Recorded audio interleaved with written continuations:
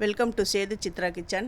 நம்ம வீட்டில் எப்படி தான் நம்ம சாம்பார் பண்ணாலும் அந்த ஹோட்டலில் சாப்பிட்ட டேஸ்ட் வரலையே, இந்த கல்யாணத்தில் சாப்பிட்ட அந்த டேஸ்ட் வரலையே அப்படின்னு நினைக்கிறவங்களா நீங்கள் உடனே இந்த வீடியோவை பாருங்கள். அதுவும் இல்லாமல் ஸ்கிப் பண்ணாமல் பாருங்கள். அப்போ தான் உங்கள் எல்லாருக்கும் தெரியும்.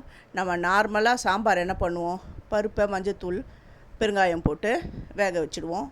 அதுக்கப்புறம் காய்கறிலாம் அந்த மிளகாத்தூள் குழம்பு மிளகாய்த்தூள் போட்டு வேக வச்சு கடைஞ்சி போட்டு தாளிச்சிடுவோம். அதுதான் சாம்பார் அப்படின்ட்டு பண்ணி நிற்போம். அப்படிலாம் கிடையாது. இந்த சாம்பார் டேஸ்ட் அவ்வளோ சூப்பராக இருக்கும். அது எப்படின்னு பாருங்கள். நான் ஒரு 5-6 பேருக்கான அளவுகளில் தான் இந்த சாம்பார் பண்ணுறேன். ஒரு சின்ன கப்பில் துவரம்பருப்பு எடுத்திருக்கேன். ரேஷன் துவரம்பருப்பு தான் எடுத்திருக்கேன். அதில் 1/4 கப்பு சிறு பருப்பு போட்டிருக்கேன். இந்த பருப்பெல்லாம் நல்லா வாஷ் பண்ணிவிட்டு இது மூழ்கிற அளவுக்கு தண்ணி சேர்த்துடணும். அப்புறம் பெருங்காயத்தூள் 1 ஸ்பூன் பெருங்காயத்தூள் போடுங்க. 1 ஸ்பூனா 1 டீஸ்பூன் பெருங்காயத்தூள், 1/4 டீஸ்பூன் மஞ்சப்பொடி, 1 டீஸ்பூன் தனியா பொடி. இந்த தனியா பொடி வீட்டிலே அரைச்ச தனியா பொடி தான். அப்புறம் தக்காளி ஒரு 2 தக்காளியை கட் பண்ணி சேர்த்துட்டேன். 1 குழிக்கரண்டி நல்லெண்ணெய் விட்டுருக்கேன். குக்கரில் ஒரு 3-4 விசில் விட்டுடுங்க. நல்லா குழஞ்சி வர அளவுக்கு ஒரு 3 விசில் நான் விட்டுடுறேன். அப்புறம் இன்னொரு பாத்திரத்தில் சின்ன வெங்காயம் 1 கைப்பிடி, கத்திரிக்காய் ஒரு 2 கத்திரிக்காய் தான் நான் சேர்த்துருக்கேன். அப்புறம் முருங்கைக்காய், ஒரு பெரிய முருங்கைக்காய் 1.5 முருங்கைக்காய் நான் சேர்த்துருக்கேன். இது மூழ்கிற அளவுக்கு தண்ணி விடணும். தண்ணி விட்டுட்டு இதை அப்படியே அடுப்பில் எடுத்து வச்சுடுங்க. இந்த காய் ஒரு 1/4 வாசி அளவுக்கு வேகணும். அது அதுக்கு அப்புறம் தான் நீங்கள் உப்பு சேர்க்கணும். நான் உப்பு சேர்த்துட்டேன். உப்பு சேர்த்து இதை கலக்கி விட்டுட்டேன். அப்புறம் இதுக்கு சேர்க்க வேண்டிய பொடி எல்லாமே நான் வீட்டில் அரைச்ச பொடி தான். எதுவுமே நான் கடையில் வாங்கின பொடி கிடையாது. எப்போவுமே நம்ம வீட்டில் அரைச்ச பொடியை சேருங்க, இன்னும் அருமையாக இருக்கும். சாம்பார் பொடி 1 ஸ்பூன், காஷ்மீரி மிளகாய் அது 1 ஸ்பூன், அப்புறமா வீட்டில் அரைச்ச குழம்பு மிளகாய் தூள் 1 ஸ்பூன், மஞ்சப்பொடி 1/2 ஸ்பூன்.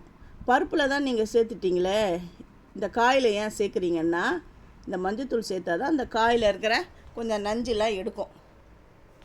இது கரெக்டாக இருக்கும். ரொம்ப சேர்க்குறீங்களா, காரமாக இருக்குமே அப்படிலாம் நினைக்காதீங்க. கரெக்டாக இந்த சாம்பார் அவ்வளோ டேஸ்ட்டாக கரெக்டான அளவில் தான் நான் சேர்த்துருக்கேன். இந்த காஷ்மீரி மிளகாய் ரொம்ப மிளகாய் தூள் சேர்த்துருக்குறீங்க அப்படின்னு நினைக்காதீங்க. இப்போ காஷ்மீரி மிளகாய் தனி மிளகாய் தூள் காஷ்மீரி மிளகாய் தூள் தான் சேர்க்குறேன். இருந்தாலும் அதில் காரம்லாம் இருக்காது. அதனால தான் 1 ஸ்பூன் காஷ்மீரி மிளகாய் தூள், 1 ஸ்பூன் குழம்பு மிளகாய் தூள், 1 ஸ்பூன் சாம்பார் பொடி சேர்த்துக்கிறேன். இந்த பாருங்க, இந்த முருங்கைக்காய் நல்லா வெந்துடுது. இந்த டைமில் அந்த வேக வச்சுருக்கிற அந்த பருப்பை இதில் சேர்க்கணும். பருப்பு நல்லா வெந்துடுது. கொஞ்சம் அப்படி இப்படி நெத்தாக இருந்ததுன்னா நீங்கள் கடைஞ்சிக்கோங்க, கடைஞ்சி சேர்த்துக்கோங்க. அப்புறம் புளி இது சின்ன ஒரு நெல்லிக்காய் அளவு தான் சேர்த்துருக்கேன். அது பிச்சி போட்டு ஊற வச்சது நல்லா ஊறினதுனால உப்பி அது நிறைய இருக்கிற மாதிரி காட்டுது.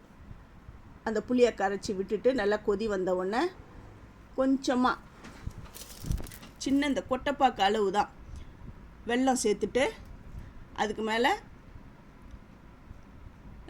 கொத்தமல்லி தழைகளை தூவி சாம்பார் ரெடி ஆகிட்டு இறக்கிட்டு இப்போ தாளிக்கிறேன். நல்லெண்ணெயில் தாளிங்க, ரொம்ப நல்லாயிருக்கும்.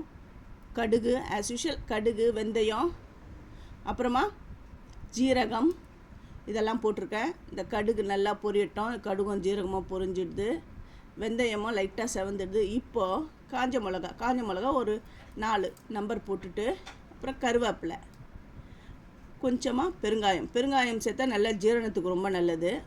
ஏற்கனவே பருப்புலேயும் சேர்த்துட்டேன். இப்போ தாளிப்புலேயும் சேர்த்துட்டு இந்த தாளிப்பை அந்த சாம்பாரில் விட்டுடுறேன். பாருங்கள், சாம்பார் எப்படி பார்க்குறதுக்கு எப்படி இருக்குது பாருங்கள். நல்லா அட்டகாசமாக நல்லா இருக்குது. டேஸ்ட்டு ரொம்ப நல்லாயிருக்கும். இதை நீங்கள் செஞ்சு பார்த்துட்டு எனக்கு எப்படி வந்ததுன்னு கமெண்ட் பண்ணுங்கள். அப்புறம் ஒரு முக்கியமான ஒரு பொருள், இந்த சாம்பாருக்கு போடுற மேம்பொடி. சாம்பார்லாம் இறக்கி அதுக்கு தாளித்து முடித்து அதுக்கப்புறம் தான் இந்த மேம்பொடி போடணும். போட்டு அப்படியே மூடி வச்சுடுங்க. ஒரு 10 நிமிஷத்துக்கு அப்படியே விட்டுட்டு அதுக்கப்புறம் தான் நீங்கள் அந்த குழம்பு இந்த சாதத்தில் ஊற்றி சாப்பிடணும் கலக்கிட்டு. ரொம்ப நல்லாயிருக்கும். ஃபஸ்ட்டு என்னுடைய வீடியோவை பார்க்குறவங்க சப்ஸ்கிரைப் பண்ணலைன்னா சப்ஸ்கிரைப் பண்ணுங்கள். ஆல் என்ற ஆப்ஷனை தொடுங்க. தேங்க்யூ.